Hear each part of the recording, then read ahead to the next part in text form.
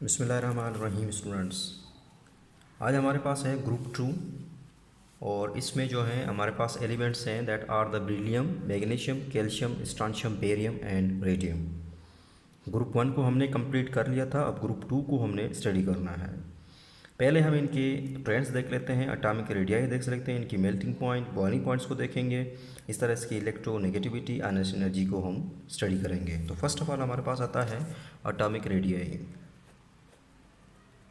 Atomic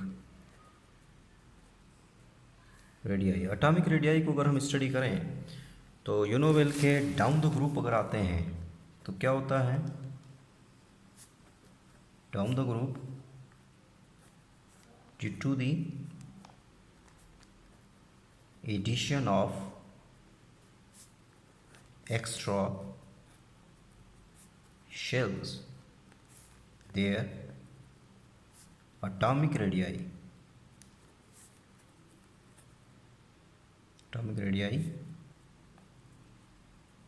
increases.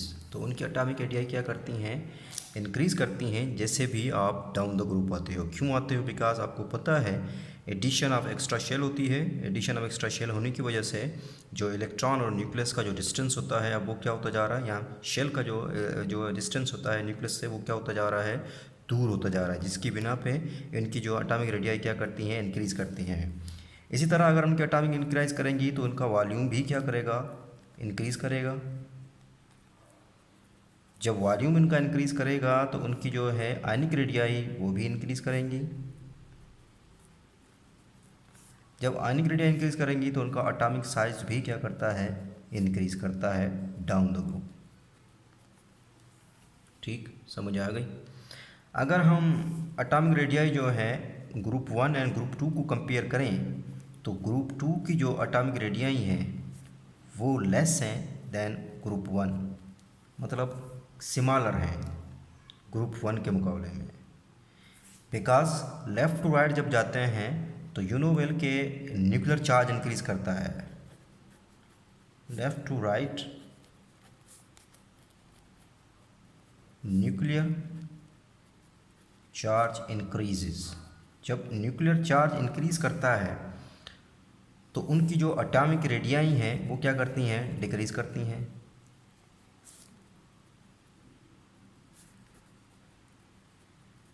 Nuclear charge increase करने से atomic radii क्या करती हैं, डिक्रीज़ करती हैं। बिकॉज न्यूक्लियस का जो पुल होता है शेल के ऊपर वो क्या करता है, बढ़ता है। जब बढ़ता है तो वो कॉन्टैक्ट होना शुरू हो जाते हैं। जैस वाई तो ग्रुप 2 एलिमेंट्स की एटॉमिक रेडियाई हैं वो सिमिलर हैं देन ग्रुप 1 के मुकाबले में। अगर इनको देखा जाए तो इसका मतलब ये हुआ कि जब ग्रुप 2 के जो हैं वो सिमिलर हैं, it means group 2 is the harder element. Group 2 जो हैं वो सख्त एलिमेंट हैं दैन ग्रुप 1 के मुकाबले में।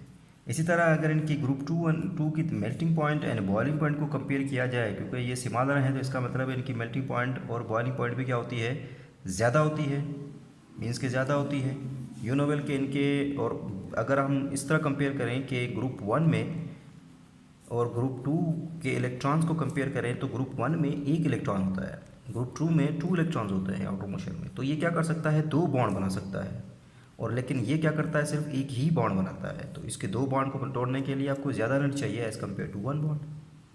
तो इनकी मेल्टिंग पॉइंट बॉइलिंग पॉइंट क्या होती है, ज़्यादा होती है ग्रुप 1 के। दूसरा इनका क्रिस्टल लेटिस भी इन दोनों का डिफरेंट होने की वजह से इनकी मेल्टिंग पॉइंट और बॉइलिंग पॉइंट भी क्या आती है, मुख्तलिफ हो जाती है। वो हम आगे इसको स्टडी करने वाले हैं। नेक्स्ट आपके पास आता है, ये थी इसका एटॉमिक रेडियाई था। नेक्स्ट आपके पास आ रहा है जी आयनाइजेशन एनर्जी।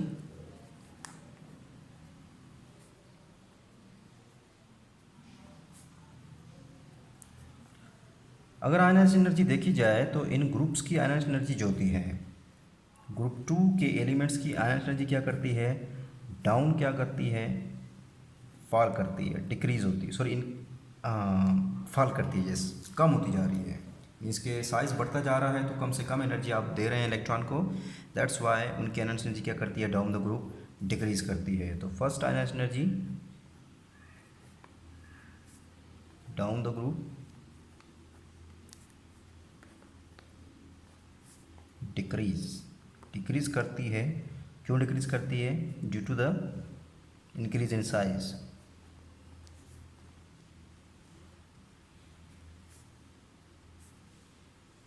किस वजह से? साइज के इंक्रीज होने की वजह से।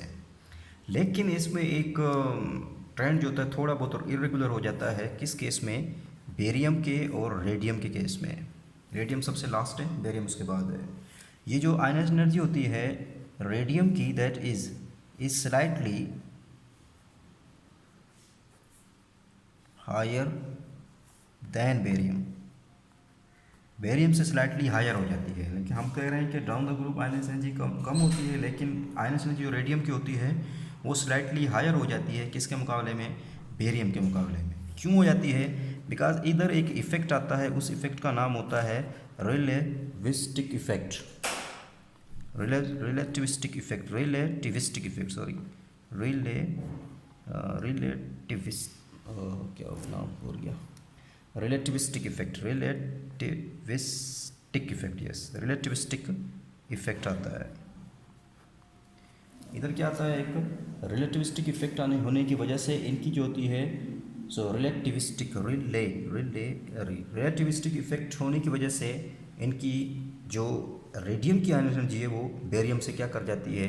बढ़ जाती है। अब ये रिलेटिविस्टिक इफेक्ट क्या है? रिलेटिविस्टिक इफेक्ट ये होता है कि आप क्या करते हो? डाउन द ग्रुप आते हो,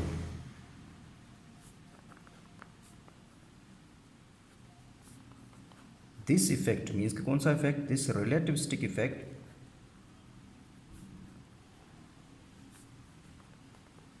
इंक्रीज, ये बढ़ता है। अगर देखा जाए तो अगर इनके शेल्स को देखा जाए तो पहले आपके पास एस शेल आता है, फिर आपके पास पी आता है, फिर आपके पास डी आता है, लास्ट में आपके पास एफ आता है।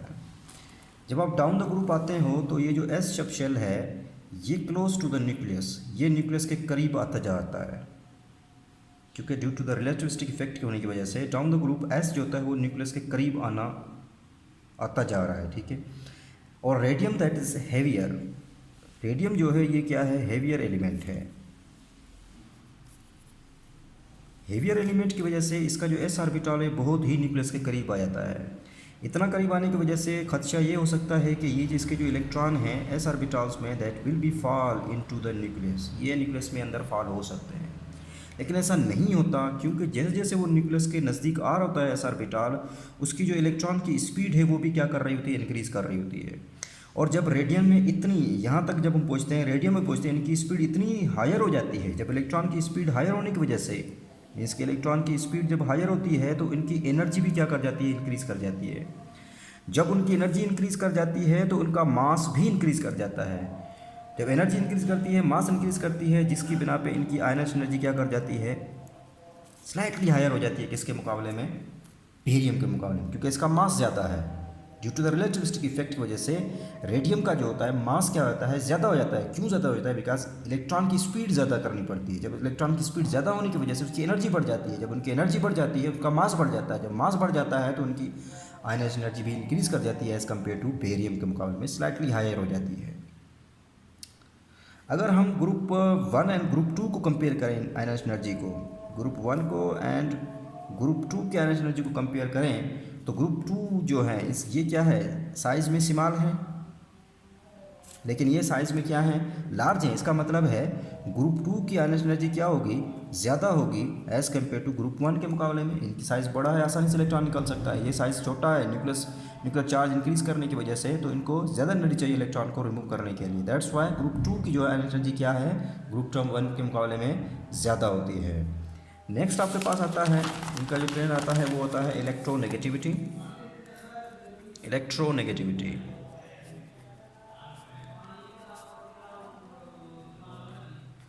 अगर हम डाउन द ग्रुप आएँ तो डाउन द ग्रुप आपको पता है आयनाइज एनर्जी क्या करती है?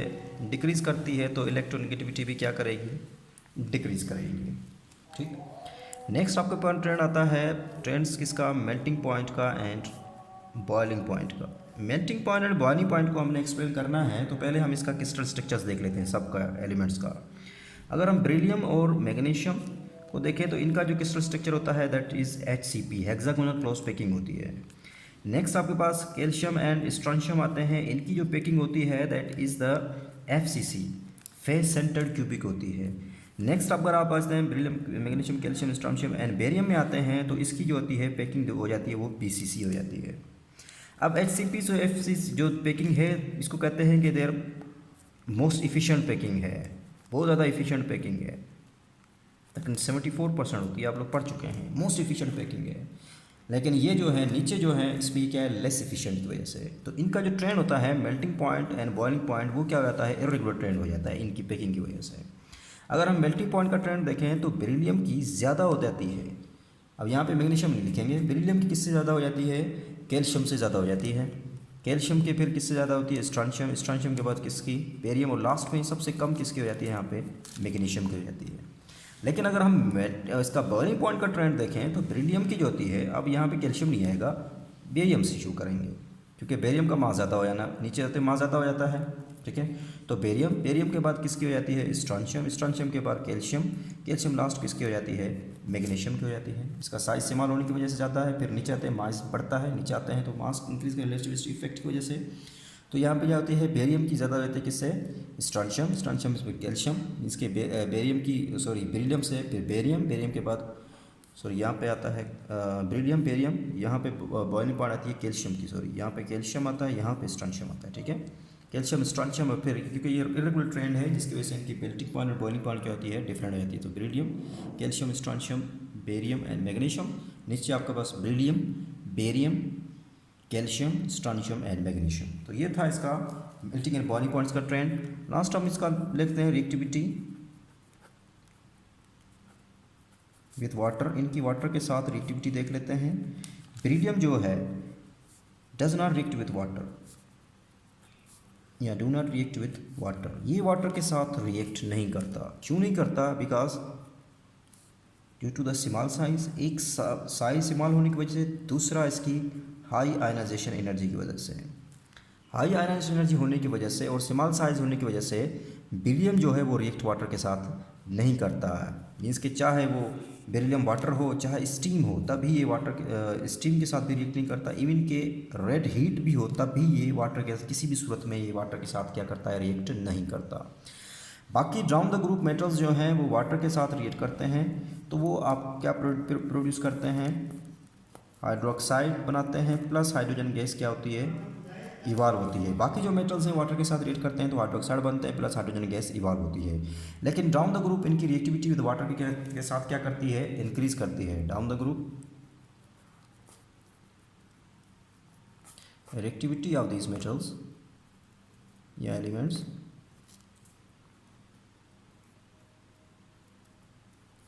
इंक्रीजेस, ठीक है। सो डाउन द ग्रुप इनकी जो है वाटर के साथ रिएक्टिविटी इंक्रीज करती है। क्यों इंक्रीज करती है, because due to increase in solubility of hydroxide. ये जो हाइड्रोक्साइड बनता है जब मेटल इसके साथ रिएक्ट करते हैं वाटर के साथ, उस दौरान हाइड्रोक्साइड बनता है। तो जैसे जैसे आप डाउन द ग्रुप आएंगे ये हाइड्रोक्साइड की सॉल्युबिलिटी है वो क्या करती है, इंक्रीज करती है। जब हाइड्रोक्साइड की सॉल्युबिलिटी इंक्रीज करेगी इट मीन्स के वाटर के साथ उनकी रिएक्टिविटी क्या कर रही है, इंक्रीज कर रही है। पहले प्रेसिपिटेट बनेंगे लेकिन नीचे जाते जाएंगे प्रेसिपिटेट कम होते जाएंगे, और ये प्रेसिपिटेट क्योंकि सॉल्युबल होते जा रहे हैं अब, तो जो प्रेसिपिटेट की जो पीपीटी की जो फॉर्मेशन है वो क्या होती जा रही है, डाउन द ग्रुप कम होती जा रही है। पहला हम रिएक्शन देख लेते हैं। लेट्स सपोज मैग्नीशियम जो है वाटर के साथ रिएक्ट करता है तो आपके पास क्या बनेगा, MgOH का whole twice plus hydrogen gas क्या होती है, इवॉल्व होती है। बैलेंस कर लीजिए, यहाँ पे 2 आ जाएंगे, ठीक है, आई थिंक सो यस। इसी तरह कैल्शियम हो वो कैल्शियम हाइड्रोक्साइड, बेरियम हो बेरियम हाइड्रोक्साइड, ये अपने हाइड्रोक्साइड्स बनाते हैं। यहाँ तक आपका आज का लेक्चर ख़त्म हुआ।